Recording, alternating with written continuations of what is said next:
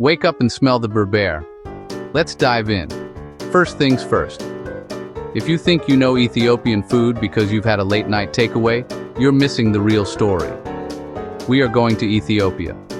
We are going to the streets. This is where the real passion, the real flavor, the real heart of a nation's cooking is found. Forget your pristine white tablecloths, tiny, fussy portions. Ethiopian street food is about raw, bold flavor that grabs your attention. It is bold. It is complex. It's cooked with fire and soul, right in front of your eyes on a bustling corner. And it is absolutely brilliant. First dish, injera and firfir, the foundation. First things first, let's talk about the absolute backbone of Ethiopian cuisine, injera. Understanding injera helps everything make sense. It's not just bread either. It's a plate and a utensil. A flavor component all in one. It's a large, spongy, fermented flatbread made from teff flour. Teff, a tiny, ancient grain that's a nutritional powerhouse. Fermentation gives it a distinct, slightly sour taste. The texture is key, porous, like a sea sponge, designed to soak up every last drop of sauce. Without a doubt, it is a work of genius. Now, what happens to yesterday's injera? Does it get thrown out? Don't waste it. Yesterday's injera becomes something wonderful. In Ethiopia, it's transformed into firfir, a breakfast dish of stunning simplicity and depth. Chefs tear the injera into small pieces and toss it with a spicy, aromatic sauce, often built on a base of berber, chili peppers, garlic, ginger, and a blend of spices. It's a symphony of smoky, spicy, savory notes that wakes up every single taste bud you possess. It's brilliant. On the street, you'll see it in a large pan, steaming and fragrant, served wet lebleb or dry. Sometimes with added onions, tomatoes, or shreds of dried meat. To eat it, you don't use a fork. You use your hands. Tear off a fresh piece of injera. Scoop up the saucy, seasoned pieces. The soft, soaked firfir against fresh, springy injera. Sublime. Firfir stalls all over Addis Ababa. Mornings alive with people. Look for the crowds.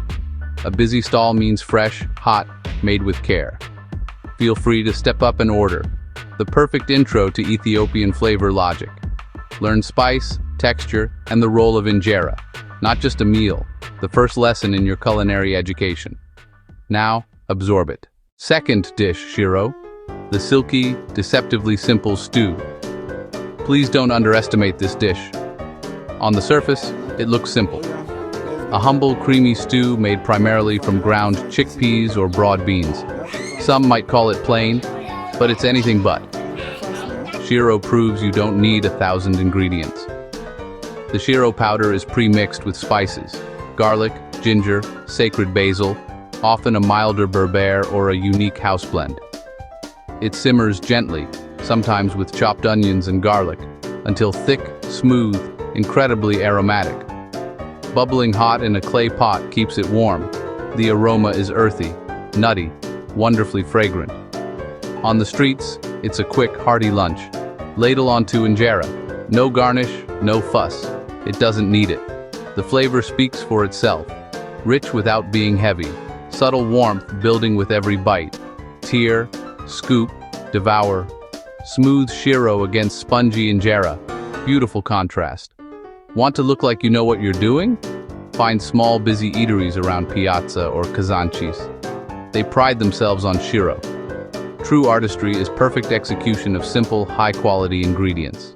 It is beautiful. Simply beautiful. Third dish, let's move on to snacks.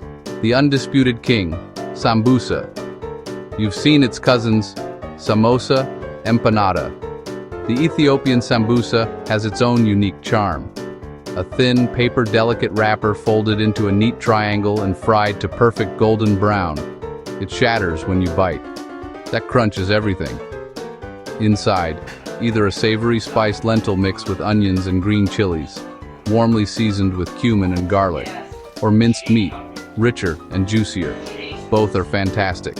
Vendors fry huge batches in shallow pans, bus stations, markets, university campuses. The smell of frying pastry and spices is irresistible. My advice, smart move, get a few while they're hot, eat right away while they're crispy. Some offer a ways for dipping, totally optional. A sambusa is often perfect on its own. It stands on its own, a simple snack executed with precision and care. A triangle of pure, unadulterated joy. Fourth dish. Now for two dishes that couldn't be more different, yet both beloved on Ethiopian streets. First, Colo, the ultimate walking snack. A mix of roasted grains, most commonly barley, sometimes wheat, chickpeas, even sunflower seeds, roasted hard, crunchy, deeply nutty, lightly salted, no fancy sauces, simple, satisfying, and real. Sold everywhere, from bustling sidewalks to quiet country roads, perfect to nibble while walking, waiting for a bus, taking in the sights. Dry, crunchy, surprisingly addictive. It respects the integrity of the ingredient. Honest, wholesome. It serves its purpose beautifully. On the opposite end, chechebsa, also called firfir. Where Colo is dry and simple, chechebsa is rich, comforting, and warmly inviting. A breakfast with a touch of sweetness. Start with plain, unleavened flatbread. Kita, torn small, pan-fried in generous kneader kibe infused with garlic, ginger, and aromatics. The bread soaks up the butter, becomes soft and chewy, while the edges turn wonderfully crisp. Tossed with a pinch of berbere for gentle heat. Rich, buttery, a little spicy, and a little sweet. Often served with honey or plain yogurt to balance. Vendors cook it fresh on big griddles each morning. The spiced butter aroma welcomes you in. Hot chechebsa on a cool morning is pure joy, a delicious, cozy start. Two snacks, two purposes. Colo for honest, on-the-go crunch. Chechebsa for rich, warming comfort. Something for everyone. Fifth dish. Dulet and tibs, the uncompromising world of meat. Right, let's talk about meat. This is where things get serious. If you prefer milder dishes, you might choose another option. First up, dulet. A sizzling, spicy mixture of finely minced beef or lamb, liver, tripe, and lean meat, chopped together and sautéed with diced onions, green peppers, and garlic, niter kiba, and mitmita, a fiery chili powder that adds notable heat. Cooked quickly over high heat so the meat stays tender. It can be served raw, lightly cooked, leb, or fully cooked. The flavor is intense, deeply savory, rich, and aromatic, with a powerful kick from the mitmita. Very bold, powerfully flavorful. Traditionally enjoyed for breakfast in small butcher shops and eateries around Mercado in Addis. Some pair it with a cold beverage. It is bold, it is brave, and it is truly delicious. Now, something more approachable but equally fantastic. Tibs, the go-to meat dish for any occasion. Small pieces of beef or lamb, pan-fried or grilled with onions, peppers, and rosemary. Versatile, dry, direct tibs, crispy and browned, or juicy, zib tibs with a rich sauce. Mild or quite spicy, depending on a ways. The key? Quality meat and searing heat. On the street, you'll smell tibs before you see it. Sizzling meat, onions, rosemary, irresistible. Often cooked to order on a charcoal grill or a ripping hot skillet.